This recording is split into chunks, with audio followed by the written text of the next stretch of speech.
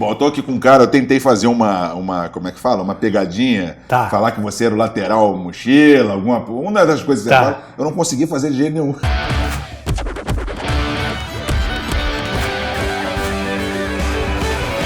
Eu não sei de onde você consegue fazer isso. Isso aí você tem que ter muita mente para pensar besteira e tempo livre, que é o que você não tem, que ninguém tem, né? Ninguém tem. Só eu que praticamente não trabalho, porra, mas eu fico muito feliz de estar aqui. Aqui só vem gente... Não, só tem gente feia. Caraca, meu. O Rodrigo Rodrigues veio aqui primeiro, não sei como você conseguiu perder pra ele, porque você fica em São Paulo, né? É isso. Ele arrumou um tempo de vir aqui antes de você. Ele também tem bastante tempo livre, esse aí também. Ele falou que, como é que engordou, o programa engordou ele, foi isso que ele falou? A lasanha, o hambúrguer... Não engordou. Foi a câmera, foi isso aí. Cara, mas me conta assim, como é que você começou a criar essas coisas assim? Porque eu tava te falando que eu vi você, a primeira vez que eu vi você fazendo um jogo, uma coisa é você nos programas lá fazendo palhaçada, mas eu vi você num jogo, cara, e aí era um jogo beneficente, né, eu não lembro quem era, e aí eu falei, cara, não é possível, esse cara deve ter um papel na frente dele, um banco de dados, que ele fica, você falava, quase um minuto você falava uma sacanagem, e é coisa de, puta, é muito engraçado, a gente chorar de rir. Como é que você começou a criar isso, ou uma coisa que vem o tempo todo? Cara, isso não é um personagem, né? Eu sou assim. É mais assim de tentar reagir rápido, né? Às coisas que acontecem e tal. Tem algumas coisas que eu escrevo, mas eu não gosto. Por exemplo, você gosta da coisa que vem natural. Natural. Por exemplo, eu tenho duas coisas que ajudaram muito assim, para que as pessoas conheçam o meu trabalho, que é a escalação, moleque, e o decreto. Essas coisas eu escrevo. Isso. Pra gravar ou pra viralizar e tal. Eu não vejo essas coisas, eu vejo muito pouco. Eu gosto de ver quando acontece alguma coisa e eu reajo. Porque a escalação e o decreto já viraram meio que... eles me ajudaram. Eu não sou ingrato com isso. Mas eles me ajudaram bastante. Mas eu gosto mais de consumir... Porque a minha ideia de Instagram... Eu não estudei nada assim pra... Eu não tenho... Tudo isso que aconteceu na minha vida, aconteceu muito por acaso. Então, o que eu pensei do meu Instagram? Eu vou fazer um conteúdo que eu goste de ver. Se eu gostar, eu acho que tem mais chance das pessoas gostarem. Tanto que agora eu devo estar aí com, sei lá, 800 e poucos mil. 830, sei lá. E eu comprei só 800. Os 30 foram natural, quer dizer. Então, isso é bacana. Eu pensei isso aí também quando eu mudei a minha forma de comentar jogos. Você falou do comentário e eu tava fugindo um pouco da pergunta. Não, mas é porque vinha muito naturalmente, assim, cara. O lateral, por exemplo, esse lateral. E às vezes você tá falando sério. E você fala sacanagem no meio de falar sério. Mas eu me formei em educação física e joguei futsal até 26 anos, profissionalmente. Mas quando eu entrei na faculdade de educação física com 18 anos, eu comecei a trabalhar como treinador de faculdade. Sim. Então, o que foi a minha vida? Dos 18 aos 26, jogador profissional de futsal e treinador. E dos 26 até os 40, comentarista e treinador. Eu não abandonei a carreira de treinador universitário, de clube e tal, não sei o que. Mas rapidinho, antes de você pular pra isso, qual foi a hora que você jogou no Palmeiras, lá de profissional? Putz, eu joguei na base no Palmeiras. Então foi antes do futsal? Foi junto com o futsal. Foi junto, que você teve a base do futsal pequeno, depois de repente, o que houve? Na minha época, ou na sua época, a gente jogava futebol por amar e pelo sonho de virar jogador, e futsal para pagar as contas. O futsal na base pagava mais. Eu nunca joguei base de futsal, mas todos nós jogamos futsal. Sim. Um tempo, né? Pequeno, e aí pagava mais o futsal, então eu jogava no Palmeiras futsal e futebol, mas isso foi na base. Antes da minha primeira Copa São Paulo, eu fiz a opção para jogar só o futsal, porque o que acontece? Se você não tem muito foco, cara, você chega ali com 17 para 18 anos, é a primeira Copa São Paulo. Eu treinava campo e salão o dia inteiro e ia pra escola à noite. Você vê todos teus amigos batendo na virilha, cara, a coisada... Desculpa, caceta batendo aqui, ó. Pode falar, não tem Você fala assim, eu não vou aproveitar nada disso. Aí o campo era uma dureza, cara. Você não ganhava nada e só pagava multa. Você não amarrasse... Já tive que viajar para cada lugar, dormir em arquibancada. Era coisa, pegar ônibus indo para quase 6 horas de um ônibus. Você não amarra a meia, é multa. Se você não vira a camisa do treino, é multa. Você chega atrasado... O que eu sempre digo é que a gente treinava de segunda a sexta, que as pessoas trabalham normalmente, só que no final de semana a pessoa descansa. A gente ficava de segunda a sexta trabalhando para chegar no final de semana, aí é a hora do jogo, do teu trabalho. Aí tu vai lá na casa do cacete jogar, aí tu volta, às vezes o jogo era sábado à noite morto, não consegue fazer nada. Você não quer sair, domingo você descansa, porque segunda tem treino físico. É muito maluco, né? Não, e ainda eu jogava o jogo, fazia isso no campo, tinha jogo do futsal, tinha jogo da escola, e a nossa diversão era se tivesse um time do bairro, você ia jogar também. Então, aí vai crescendo, você vai pensando um pouco mais na coisa da virilha que eu falei. Quer aproveitar um pouquinho? E eu recebi uma proposta boa, larguei o futebol com 17 para 18 anos, fiquei só no futsal e fiquei como profissional no futsal. Valia mais a pena, né? Muito mais. Mas assim, você abandona um sonho. Meu pai, por exemplo, eu jogava no Palmeiras quando eu abandonei o futebol. Ele é palmeirense doente. Ele parou de falar comigo durante um ano. Você não queria jogar futebol de grama? Tava no Palmeiras, jogando futebol, que era o time dele. O sonho dele era jogar futebol. E tava na Copa São Paulo, era vestibular, né? É a Copa do Mundo do junior. Hoje em dia mudou, a base já tem mais campeonato. Naquela época era só aquilo. Era aquilo ou nada. Foi. E aí o que acontece? Quando eu virei comentarista, eu vi os caras da ESPN, as referências eram o PVC, era o Calçade, esse pessoal, e eles estudavam muito, davam muito número, davam muito dado, muita história. Falei, bom, se eu fiz a opção por isso aqui, e esses caras são os primeiros do canal, para eu chegar perto deles, eu tenho que fazer a mesma coisa. Então, eu fui por esse caminho. De estudar, de passar números, não sei o que lá. Mas peraí, você pulou aí, que quando você foi virar comentarista, você estava jogando futsal profissional. Meu último time foi o Ribeirão Pires, que foi no meio de 99. O Ribeirão, no meio de 99, acabou as atividades. Aí eu tinha duas alternativas. Do meio de 99 para 2000, eu podia procurar outro clube de futsal para continuar jogando. Eu tentei fazer isso ou continuar com as várias faculdades que eu trabalhava. Cara, eu escuto você falando, é impressionante como é que é. Pô, 2003 foi quando eu parei de jogar futebol profissional, que eu fui até 26, sendo filho do Zico. Quando acabou o contrato do Japão, que eu estava no Japão e vim para cá, tem um período de 6 meses que não ia ter jogo. E é aquele período que você fica assim, será que eu vou continuar jogando ou vou tentar fazer outra coisa? E muitos, que eu tinha um amigo meu que estava pelo mesmo caminho, que virou empresário de futebol. Foi mais ou menos isso. Foi mais ou menos isso. Né? E aí o que aconteceu? Os clubes que eu procurei para jogar tinham uma exigência que eu não podia cumprir, que era ou treino 2 períodos, ou treino toda noite. O meu clube anterior e o último clube, o Ribeirão Pires, deixava eu treinar 3 vezes só. As outras 2 eu dava treino. Aí você virou professor, virou treinador. Eu estava desde os 18 e continuei. Eu fiz a opção por continuar como treinador. Entendi. Porque eu falei, quando chegar no ano de 2000 eu vou voltar a jogar. Sei. Quando começou 2000 veio uma proposta para fazer um teste de comentarista lá na ESPN, de futsal, só de futsal. E aí eu fiz o teste, passei e aí eu comecei a comentar o campeonato que eu jogava. Mas a grande virada da minha vida foi o seguinte, depois de muito tempo, de 8 anos fazendo futsal, veio a proposta para ser comentarista de futebol. E aí eu tentava imitar os caras, os fera do bagulho. Só que não era a minha característica. Os caras são muito bons no que eles fazem, mas eu era de outro jeito.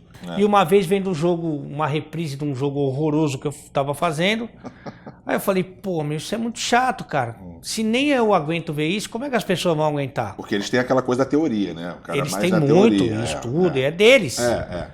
Aí eu peguei e falei pra dona Encrenca, falei assim, Encrencona, eu vou pedir demissão do negócio de comentarista, e quero quero continuar só como treinador. Ela me falou uma coisa que me chocou um pouco. Ela falou assim, olha, você não pode pedir demissão porque você não é contratado, eu ganhava só por evento. E aí eu falei assim, bom, então eu não posso me demitir, mas eu vou fazer o seguinte, eu vou fazer do meu jeito, do jeito que eu sou, no bar, no vestiário, na preleção, no rachão.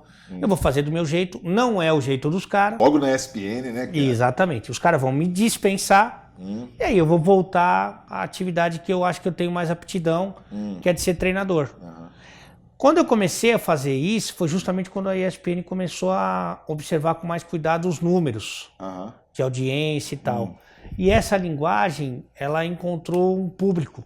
A minha linguagem mais, assim, mais popular e tal, a linguagem que a gente fala normalmente. Claro. E isso chamou a atenção do pessoal que dirigia o canal. E aí eu fui ganhando mais espaço, mais minutos. Mas ali eu estava decidido em não voltar atrás. Se tivesse que dar errado, ia dar errado do meu jeito. E se tivesse que dar certo, ia ser desse jeito que eu falo normalmente, e ali começou tudo. É engraçado porque, assim, eu vou voltar a falar da ESPN, só que o do Hebraica, que você foi treinador do Hebraica, você estava de comentarista quando você foi treinador? Tava. Eu fui comentarista eu fui treinador até 5 anos atrás. De futsal, de time de futsal ou da faculdade que você está falando? De tudo. Porque o educador físico tem que ser treinador de 10 times para ganhar um salário. Então, dos 18 aos 26, comentarista e jogador, dos 26 aos 40, comentarista e treinador. O meu último foi a Fundação Getúlio Vargas, a GV, que eu fiquei 23 anos. A Hebraica foi o primeiro clube de verdade que eu tinha carteira assinada, que eu tinha 13º, mas não durou muito, não. Eu ouvi umas 2 histórias suas da Hebraica que eu chorei de rir. E é pior que é verdade. Uma foi a como é que fala? Do ida e volta, do jogo de ida e volta. Conta essa daí do ida e volta. Cara, primeiro que na minha estreia, logo na estreia, a Hebraica, acho que muita gente sabe que é da comunidade judaica, né? Não, essa é a da reza, né? Foi na estreia, cara. Na estreia. Porra, eu todo empolgado, você muda o treinador, vai um montão de gente no treino, no jogo, porra, mó raça, e na estreia. Só que isso é muito normal, cara. O pessoal acha que eu sou burro. Eu sou um pouco, mas... Pô, você falou... Inocente. Você dá a preleção, fala do teu time, fala do adversário, fala da raça. Tem aquela parte da raça e tal. Acabou a raça, é obrigatório você rezar um Pai Nosso e Ave Maria, não é? Só que geralmente, você é treinador, geralmente quem faz são jogadores que puxam a oração. Mas ali como... Você foi muito... Não, eu fui... Tava no automático pra mim. E você tem que rezar o Pai Nosso e Ave Maria como se Deus fosse surdo. Porque quem reza mais alto, Deus protege mais. Não, isso é mentira. Isso é mentira, não começa com isso. Mas eu falo isso na cabeça. Você fala isso na cabeça, você é louco. Porque, eu lembro o seguinte, quando eu jogava, uma vez no CFZ, eu ficava impressionado que os caras, na hora da reza, era isso mesmo. Pai Nosso está no céu, sai de casa. E eu falava assim, gente, eu não consigo nem me concentrar para fazer uma oração boa para Deus. Então meu pai, uma vez eu falei com ele, eu falei assim, olha só, não quero fofocar, mas vai lá um dia para você ver a oração. Quando meu pai entrou, ele ficou assustado. Ele falou para os caras, vocês gritam mais na oração do que no jogo. Aí com 5 minutos toma um gol, tudo aquilo ali, o pessoal vira gatinho, né? Então os caras berravam, cara. A Maria é cheia de graça. Como se Deus fosse surdo. Como se Deus fosse surdo, é isso mesmo. Mas isso dá uma raça, dá um arrepio. Dá. No início dá, né? Mas aí no meu caso não deu muito, porque quando eu juntei o pessoal, que eu falei, agora vamos lá, pessoal. Judeus. Pai nosso que estás no céu santificado. A hora que eu olhei aqui, cara, só fui eu. Aí eu falei, pô, será que os caras não sabem a letra do... Aí eu falei, oração, nunca rezaram, pô? Você não apelou, não? Eu dei uma brecada aqui, aí que eu me liguei onde é que eu tava. Eu falei, pessoal, cada um faz a sua reza aí. Mas tu olhou pra cara dos caras? Como é que eles estavam olhando pra tua cara? Tava assim, ó. Caraca, esse cara tá falando, mano. Perdemos o jogo na estreia. Na hora. Mas eu não perdi o emprego. Milagrosamente, os caras falaram, esse idiota aí. Nunca mais você falou, hein? Não. Nunca mais. Eu parei de rezar até nos outros times. De trauma que eu tinha. Você não perguntava antes, não? Olha só, tem alguma coisa que eu não posso falar? Mas você sabe que eu mudei mesmo. Eu falei, cada um faz a sua oração e tal.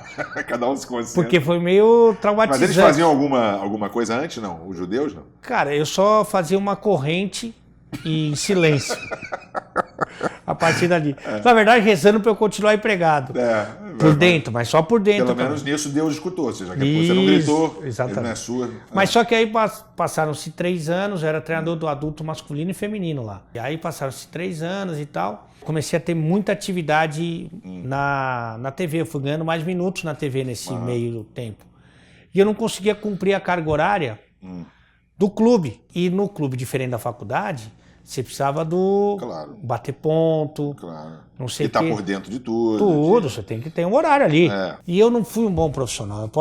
Eu acho que eu nem falei nunca isso aqui. Tipo assim, eu tinha que cumprir uma carga de 5 horas por dia. Só que eu comecei a ser escalado para um programa que era das 6h30 às 9h. Então eu não conseguia mais cumprir aquele horário.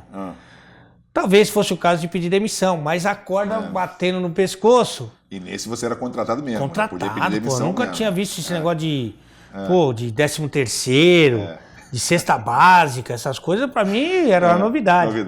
Aí eu fui lá no diretor, ó, seguinte, eu como treinador aí do principal e tal, eu quero que as categorias de base tenham a mesma filosofia de trabalho que eu. Qual era a filosofia da categoria de base igual do profissional?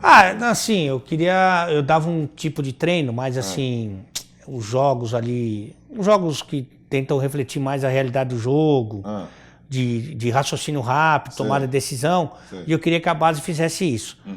Mentira.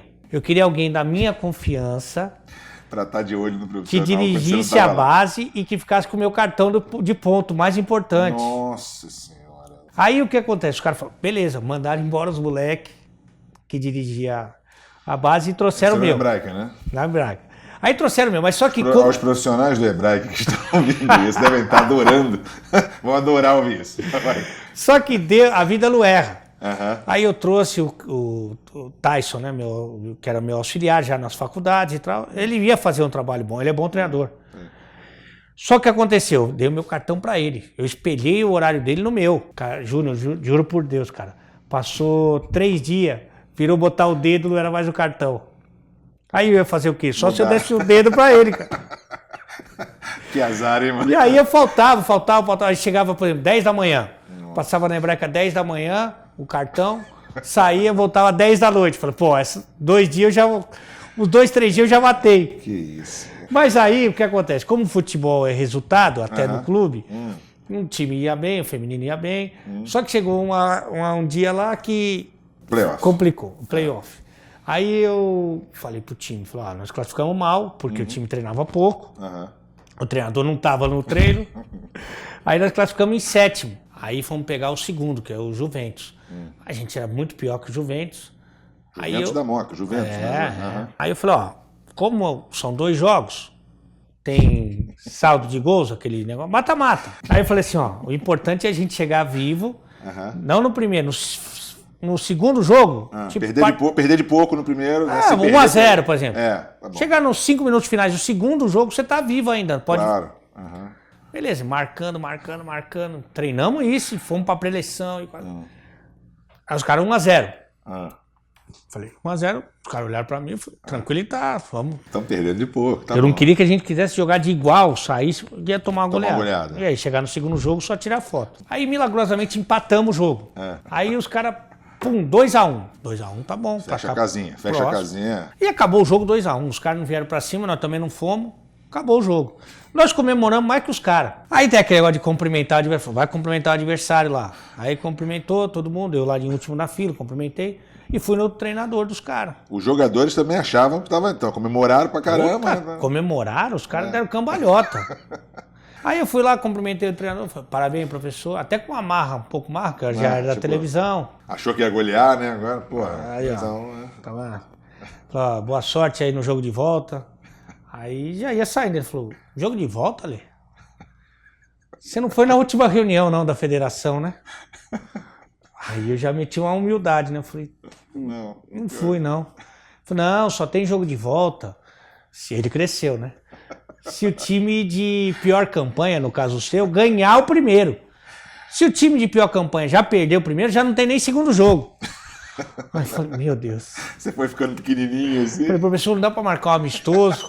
Eu pago a arbitragem, alguma coisa assim. Aí cagou pra mim e foi pro vestiário dele. Eu fui pro meu, eu tinha que ir no meu vestiário ainda. Cara, eu tô chegando perto do meu vestiário, só ouço o barulho dos caras quebrando tudo. Puta, esfirra do Habib's pra todo lado. Que eu...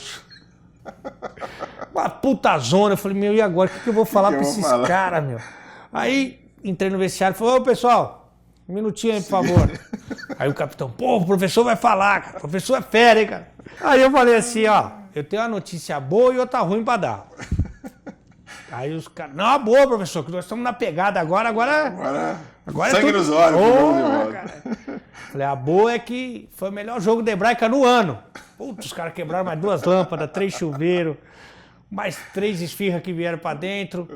Falei, e a ruim, professor? A ruim é que foi o último, né? Acabou, não tem mais Foi o último deles e o meu. Aí que eu fui mandado embora. Demitido. Depois dessa, não tinha como. Acabou, né? Realmente a carreira brilhante.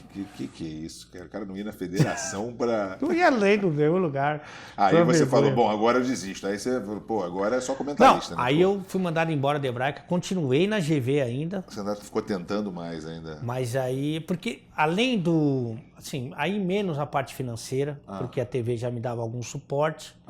Eu era treinador de, sei lá, de 10 times, masculino, feminino, society, campo, salão. E eu não ganhava metade do que eu ganhava na TV, ganhando por evento ainda. Não era contratado. Eu conheço muita gente de futsal, é uma loucura. Então, é triste, cara, é triste. E desse meio universitário e tal, amador. Eu era treinador de tudo para não ganhar nada. Mas eu continuei como treinador por 2 motivos. Um, para não perder a parte prática, que é muito diferente da teoria, e outra por causa da linguagem da molecada. Eu queria estar atualizado com o que eles estavam falando, com a gíria. Mas por quê? Para aplicar isso na televisão? Na televisão, tudo na televisão. Pois é, porque voltando à ESPN, a ESPN ficou caracterizada no Brasil por causa de um mau humor, por causa de uma coisa de criticar muito e tal. O mais irônico disso tudo é que o programa mais engraçado pra mim, na televisão brasileira, é da ESPN, que é o Antero e o Amigão. Quer dizer, os momentos engraçados, né? Aquilo ali é um noticiário, mas na hora que eles entram no ataque de riso, né? É delicioso. Pô, é uma loucura, que nem nos Estados Unidos os caras fazem aquilo. Só que aquilo dali é e que destoa totalmente do que é o canal, né? Então, assim, pra você lá, como é que... Você se dava bem, assim, com a galera? Como é que era teu... Porque você ficou anos lá, né, cara? Eu fiquei 18 anos 18 anos. É que muito tempo eu fiquei só no futsal. Então a galera nem identifica, né? Quanto tempo você ficou assim, já mais na época de bate-bola? Eu acho que foi talvez nos últimos 6, 7 anos. Porque antes eu fazia só o futsal, aí depois comecei a fazer continuei fazendo futsal e fazendo jogos das ligas menores e os jogos menos importantes. Tanto que nessa época que eu tinha um lema que eu só falava pra mim, Ale Oliveira sempre presente nos piores jogos.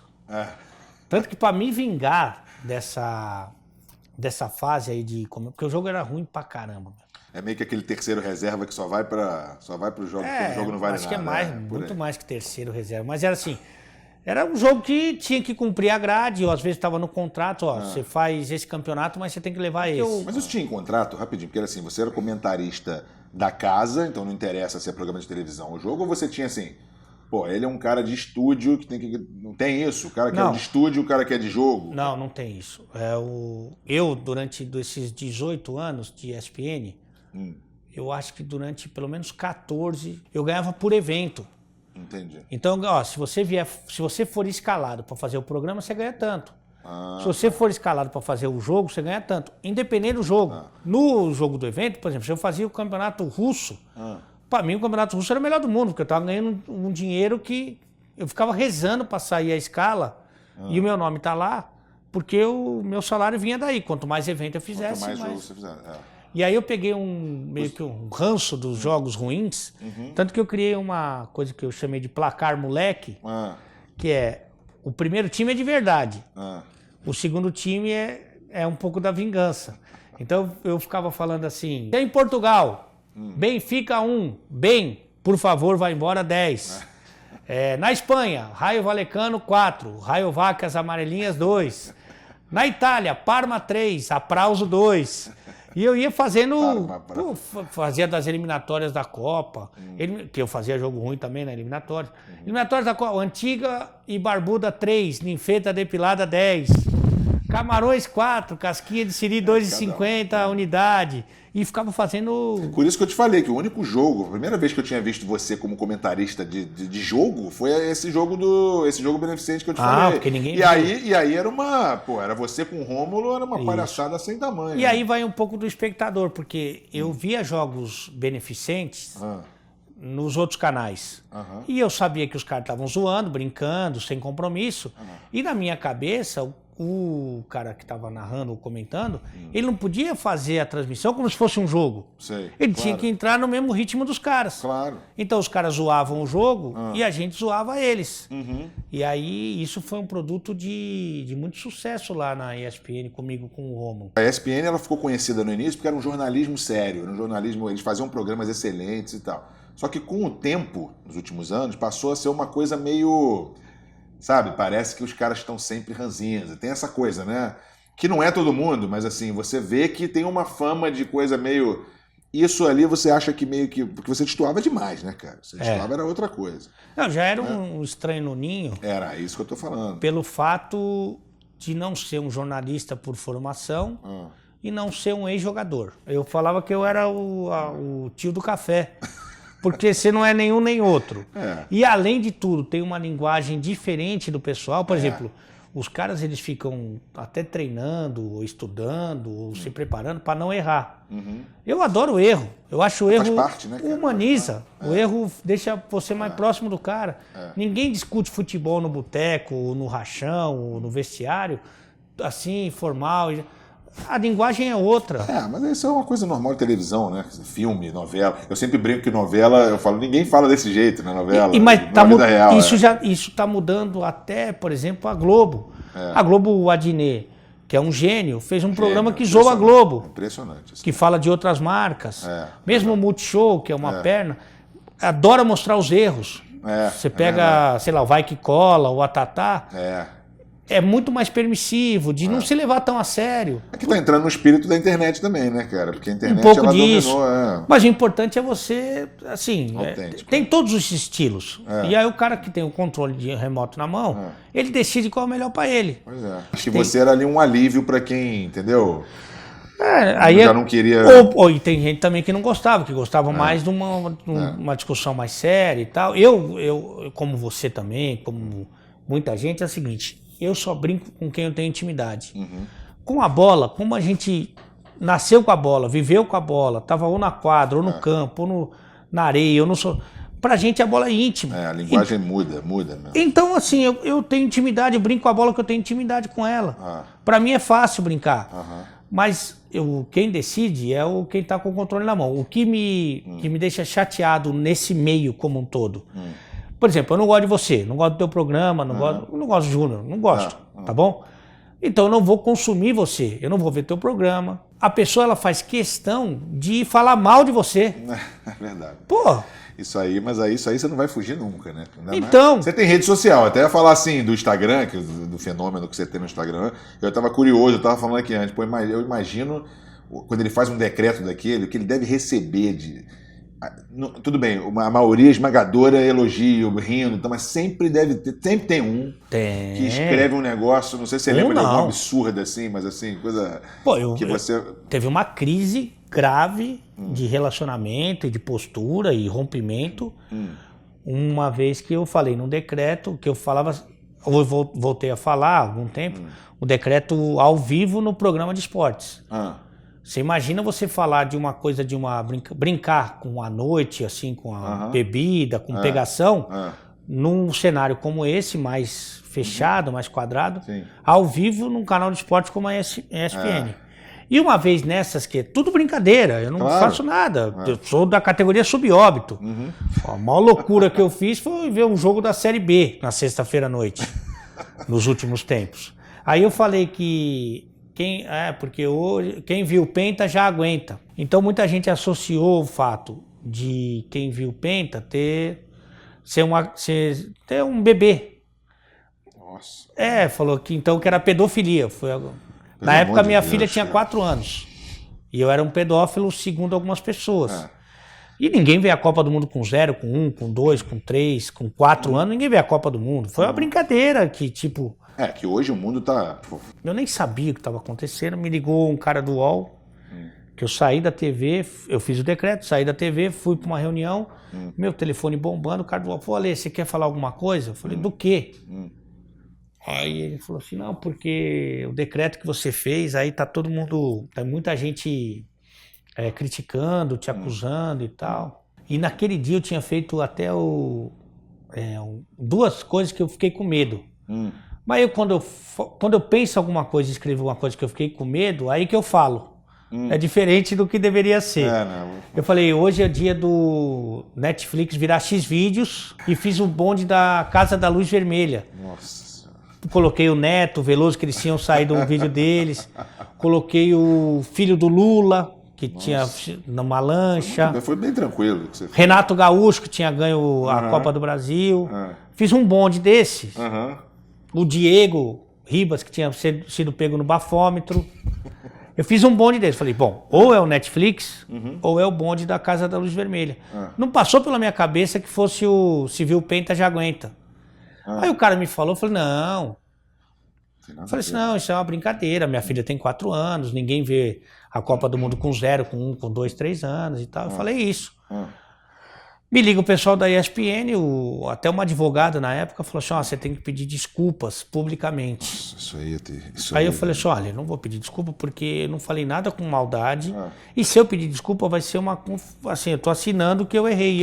Na minha cabeça eu não errei. Se na cabeça das pessoas eles pensaram isso, aí é o problema deles. O que a ESPN fez? Entrou na nota do UOL, que eu já tinha esclarecido, como fiz agora, pedindo desculpas. Por você? Sem falar com você? Ele falou, quer pedir desculpa? Eu falei, não vou pedir. Falei, tudo bem. Foi lá e pediu. A partir dali eu não fiz mais o decreto na ESPN ao vivo. Entendi. Eu fazia nas minhas redes sociais. Mas tem muito mimimi, mas muito, porque você não pode falar mais nada. Não pode falar nada. Nada, porque sempre você vai... Por isso que eu adorei aquela menina, a Isabela, que é do Esporte Interativo, que ela faz com você e entra na brincadeira. Isa Palhari, ela é ótima. Muito ela bom. Fez um da Castanheira, eu toco pra você, aí ela rapidinho assim, calma. Isso. E é legal, porque as pessoas têm que ver esse lado, cara, não é possível.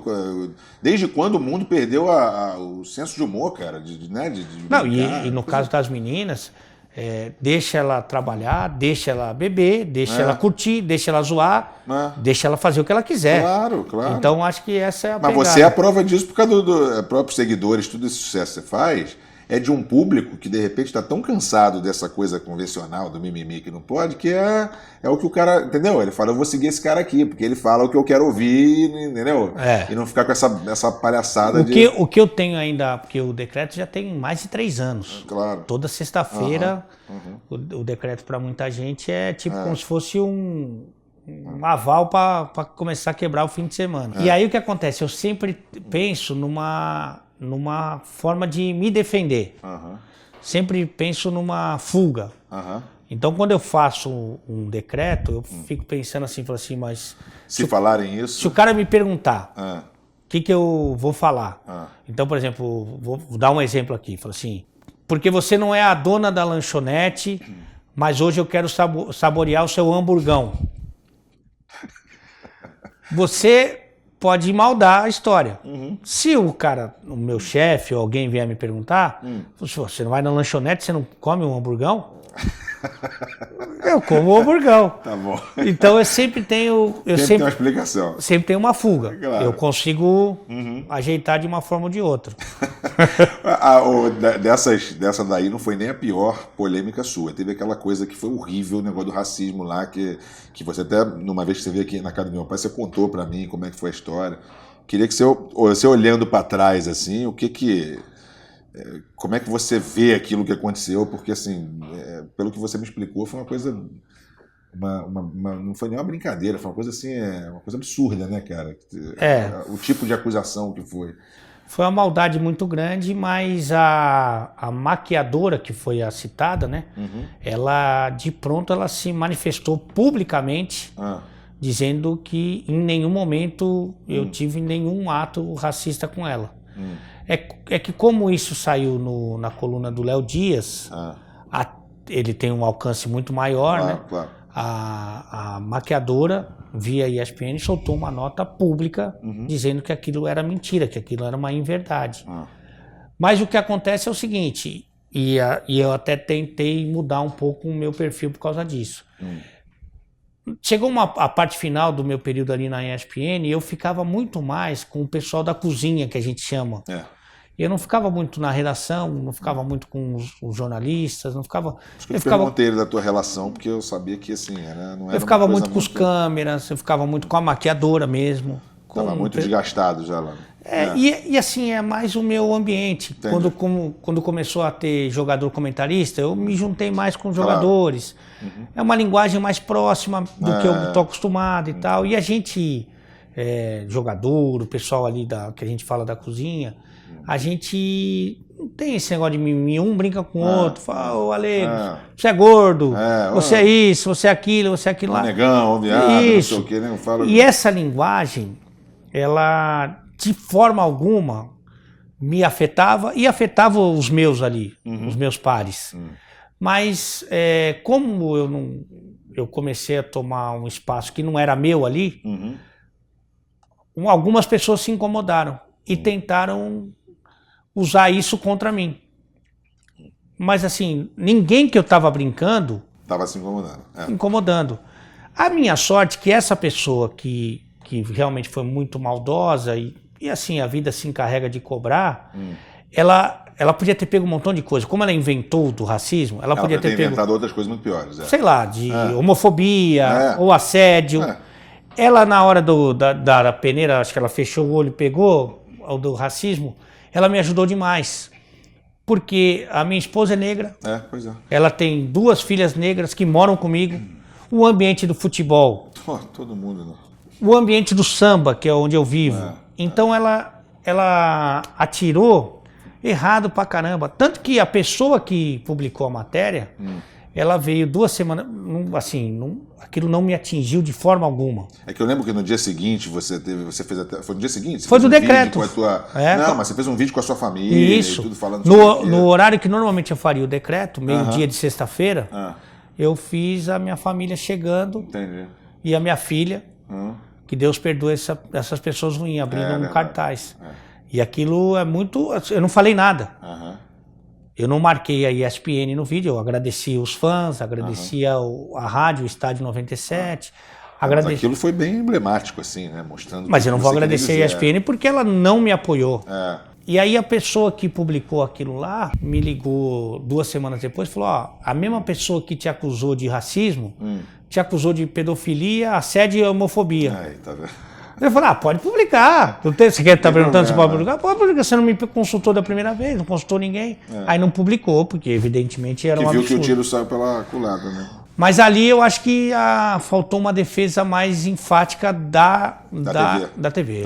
Falar assim, olha, a gente conhece e tal. Agora, eu não sei até que ponto eles sofriam uma pressão interna mesmo para que eu fosse embora. Ou, enfim, essa defesa eu cobrei. Ela não aconteceu. No final das contas, eu fui mandado embora.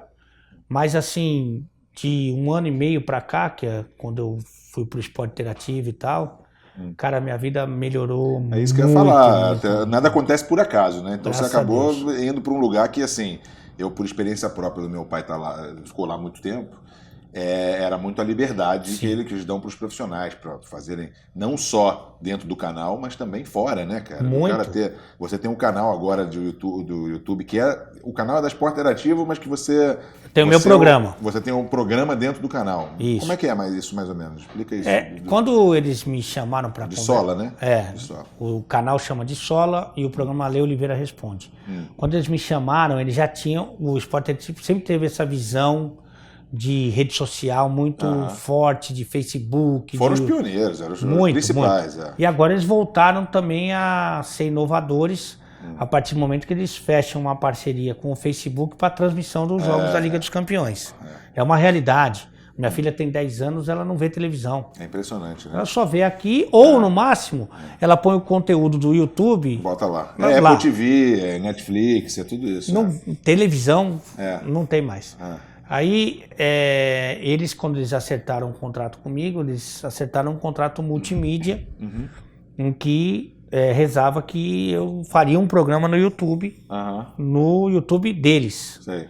Então, no canal de Sola, eu tenho o Ale Oliveira Responde, que me dá a oportunidade. Eu sou péssimo entrevistador, horrível mesmo, mas me dá a oportunidade de trocar ideia, como a gente está fazendo aqui, com pessoas que gostam de mim.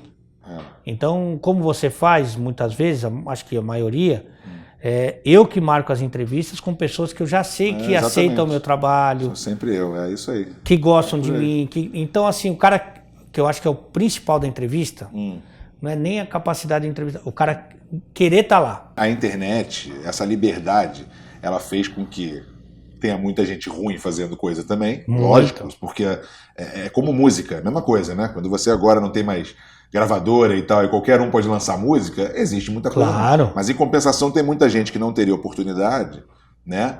Que hoje faz um programa assim, de vários formatos diferentes. Esse mesmo aqui que a gente está fazendo, que a gente fica muito tempo batendo... Tem gente que gosta de uma coisa mais dinâmica, rápida. Sim. E a gente estava conversando isso, que a gente quer conversar, a gente quer falar do conteúdo. É um formato meio podcast, mas que você faz com vídeo, com áudio. Então, assim... te dá uma liberdade de você fazer uma coisa que você gosta, né? E num formato trazendo pessoas que a pessoa também se sente confortável, né? Claro, você quer estar ali. E aí eu tive essa oportunidade de entrar no YouTube, isso me ajudou bastante, porque é uma plataforma que assim, que é aberta. E outra, não tem como... Você pode até não gostar.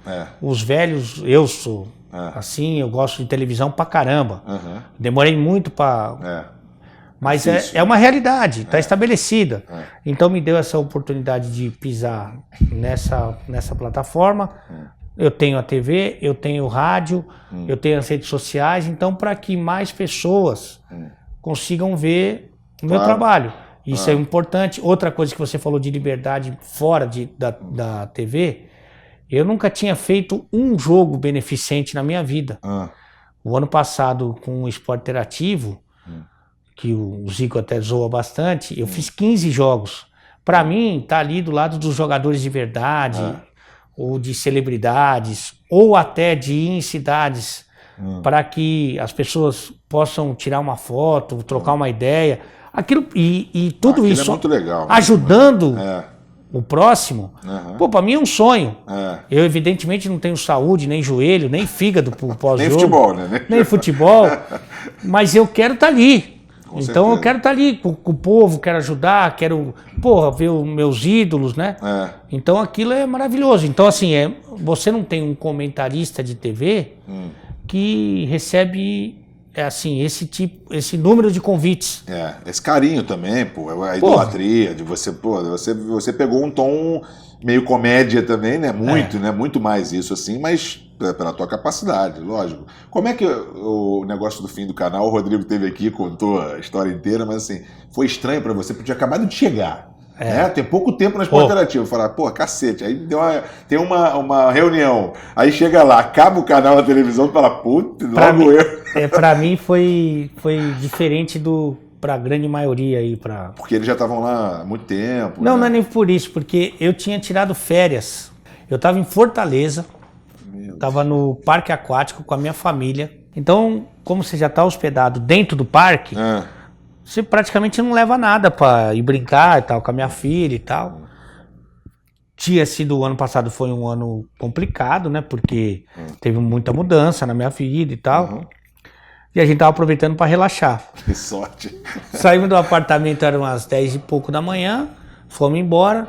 Quando deu umas 3 da tarde, a gente voltou. Você não estava então ligado ali, foi tudo de manhã, né, cara? Foi, acho que, sei lá, que bombou a notícia, foi meio-dia. Foi meio-dia, mas 11 horas da manhã eu já estava recebendo coisa lá. E aí eu saí 10 e pouco, voltei 3 da tarde. A hora que eu peguei o meu celular, cara, a gente faz um lanche ali para não gastar dinheiro, né? Faz um lanchinho e tal, e depois volta pro parque. Aí eu falei assim, vou pegar o celular aqui, né, só pra ver. Cara, juro por Deus, tinha, sei lá, umas 300 mensagens. Aí eu abri a primeira e falei assim, Ale, e agora? O que vai ser de você? Meu Deus. Ô, Ale, de novo, o que aconteceu? Ô, Ale, umas 10 dessa aí. Deu merda. Falei, falei pra encrenca. Fui mandado embora. Porque os caras, o teor era sempre o mesmo. Aí eu continuei vendo, né, preocupado, né? A família toda assim, sem se mexer. Minha filha, minha enteada, minha esposa. Cara, meio que fudeu, né? Aconteceu. Aí eu continuei vendo lá, aí numa dessas tava tinha um link de uma matéria do UOL. o UOL explicando o que tinha acontecido. Daí eu falei, Tereza, não fui mandado embora. Aí ela falou, ufa, que alívio, minha filha de 10 anos, nossa, graças a Deus. Todo mundo foi mandado embora. O canal inteiro. Não, eu inclusive. Porque ali dava conta do fim do canal. Não tava dando... Tava dizendo quem ficou quem ficou, naquele link que eu fiz. Depois os caras foram detalhando, né? Falei, todo mundo foi mandado embora. E eu também tava nesse bolo. Aí todo mundo... E agora? Faz as malas, vai embora. Não vai ficar no parque aquático desempregado. Aí ficou um clima meio que não sabe que... Aí nesse meio tempo eu liguei pro diretor. O diretor não atendeu. Aí o diretor me ligou depois de uma meia hora e a gente, assim, bem tenso, né? Congelado, cara. Aí o diretor falou assim, não, é verdade que aconteceu, mas você continua. Pô, não sabia se eu chorava, se eu comemorava, se eu... porque foram mais de, sei lá, 200 pessoas. Montando, né? Mais de 200. Absurdo, né? E aí você fica triste pelos colegas, mas fica feliz porque você ainda tá... Então foi um misto de sentimento. Misto, né? E aí aos poucos foi caindo a ficha, porque... Norte e Nordeste, o esporte interativo é muito forte. Não, tinha esporte interativo Nordeste, né? Pô, a Copa do Nordeste. Copa do Nordeste que virou um sucesso. Eu fui na final da Copa do Nordeste, eu fiz. Um absurdo. Não, meu pai foi o primeiro jogo que ele foi a final, uma final. Acho que era Ceará e alguma coisa. Ele ficou impressionado. Não, é um absurdo. 70 mil pessoas, que coisa incrível. Uma organização. Festa. E o cuidado do esporte interativo com a competição é o mesmo cuidado da final da Champions. Da Champions, Pô, eu fiquei... E lá, todo mundo me perguntava. Eu saía e falei, pô, mas acabou, mas eu não sei o quê, não sei o quê. E eu nem sabia muito a coisa, né? Eu normalmente já não sei. E lá eu me embananei todo, mas foi essa experiência que eu tive, foi diferente da galera que foi lá, que disse que também foi super sofrido para todo mundo. Contou aqui muito daquele dia.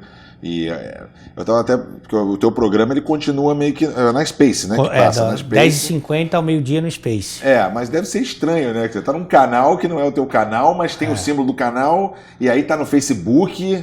É meio que uma... Mas é o mundo de hoje, né? Não, às vezes a nossa estrutura física permanece no mesmo lugar. Sim, sim. Então isso ajuda.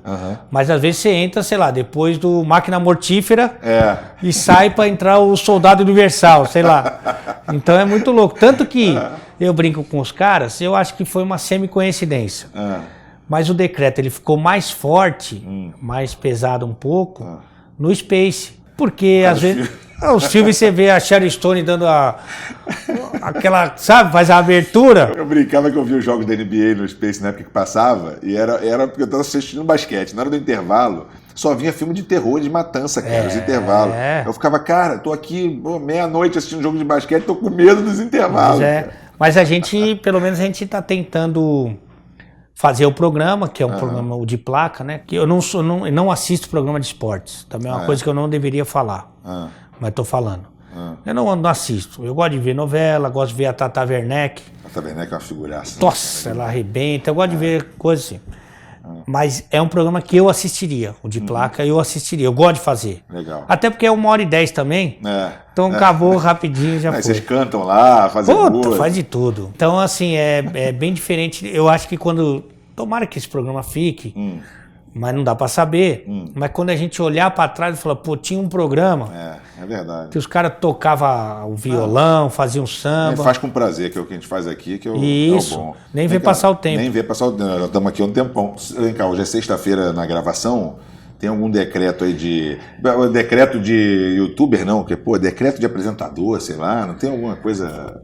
Decreto de mar... eu tinha que ter falado para você antes, fazer um decreto desse aí pra gente. Mas... esse de apresentador eu nunca tinha... Nunca tinha pensado, não?